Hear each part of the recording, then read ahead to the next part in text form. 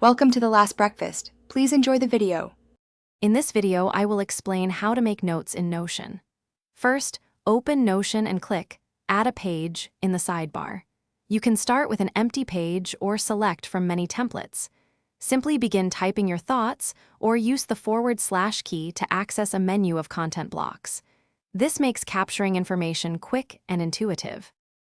To keep your notes tidy, use headings to break up sections and toggle lists to hide details until needed.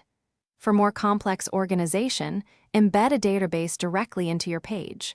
This allows you to add properties like tags or dates and filter your notes efficiently. You can also link pages together, creating a powerful web of information. Notion isn't just for text. You can enrich your notes with various media. Easily drag and drop images, videos, or audio files directly onto your page. For developers, code blocks support many languages, keeping your snippets organized. You can also embed entire web pages or documents, making Notion a central hub for all your resources.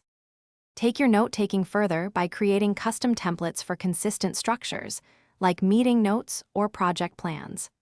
Leverage linked databases to display the same information in different views across your workspace.